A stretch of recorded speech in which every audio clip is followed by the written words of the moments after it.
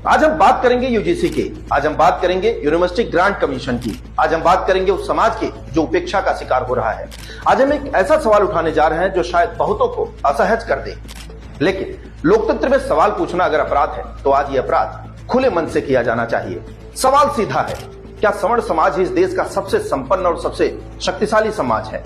और क्या गरीबी, शोषण और अन्याय सिर्फ एससी, एसटी और ओबीसी तक ही सीमित है, सवर्णों तक नहीं?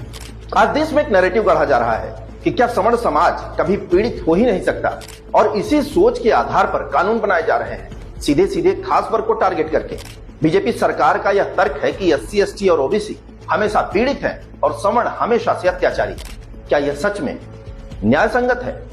अब जरा ईमानदारी से सोचिए, क्या आज ओबीसी समाज में अत्यंत संपन्न परिवार नहीं है? क्या वे आर्थिक, सामाजिक और राजनीतिक रूप से कई ब्राह्मणों, क्षत्रियों से आगे नहीं है?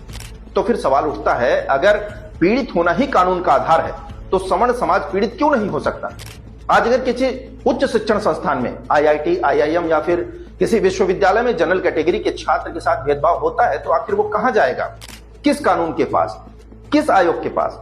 और अगर जवाब यह दिया जाता है कि उनके लिए दूसरा रास्ता है, तो वही दूसरा रास्ता बाकी वर्गों के लिए क्यों नहीं? यही सवाल आज सवर्ण समाज पूछ रहा है, और शायद यही वजह है कि आज सवर्ण समाज एकजुट होकर सामने आया है, और जो शांतिपूर्वक लोग अपनी बात रख रहे हैं वे बधाई के पात्र हैं। लेकिन आज की हकीकत यह है कि जनरल कैटेगरी मानो यह घोषित कर दिया गया है कि वे कभी पीड़ित हो ही नहीं सकते। याद रखिए, सामाजिक समरसता के नाम पर सवर्णों ने रियासतें छोड़ी, जमीन छोड़ी, आरक्षण को सहर्ष स्वीकार किया, और बदले में क्या मिला? अपमान, संदेह और कानूनी उपेक्षा। आज उदाहरण दिए जाते हैं, चीन हमसे आगे निकल गया, रूस हमसे आगे निकल गया, जापान हमसे आगे निकल गया। क्यों? क्योंकि वहां समाज को बांटकर राजनीति नहीं की जाती। आरक्षण की अवधारणा सामाजिक संतुलन के लिए थी, अनंत विभाजन के लिए नहीं। अगर जाति व्यवस्था खत्म करनी है तो पूरी तरह खत्म कीजिए।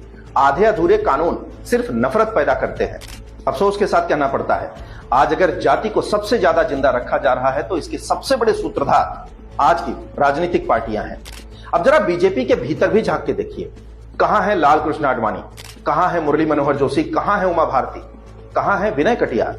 ये वही नेता है जिनके कंधों पर बैठकर आज का शीर्ष नेतृत्व ऊपर पहुंचा है, और आज वही दरकिनार कर दिए गए। ये सिर्फ सत्ता नहीं, ये अहंकार की राजनीति है। ये बात साफ कही जानी चाहिए। जहां गलत हो रहा है वहां चुप रहना लोकतंत्र के खिलाफ है। आज बीजेपी के भीतर ब्राह्मण, क्षत्रिय, वैश्य, सांसद और विधायक चुप क्यों हैं? किस बात का डर है? अरे बृजभूषण शरण सिंह से सीखिए, मनोज तिवारी जी से सीखिए, रवि किशन से सीखिए। कम से कम उन्होंने ये दिखाया कि जहां बात धर्म और समाज की आती है तो पार्टी के ऊपर भी कुछ होता है। और अंत में एक बात साफ कहना चाहूंगा, यहां लड़ाई एससी, एसटी, ओबीसी और जनरल कास्ट इन सब के बीच की नहीं है। ये लड़ाई है न्याय और अन्याय की। ये लड़ाई है सरकार से अपने अधिकार की।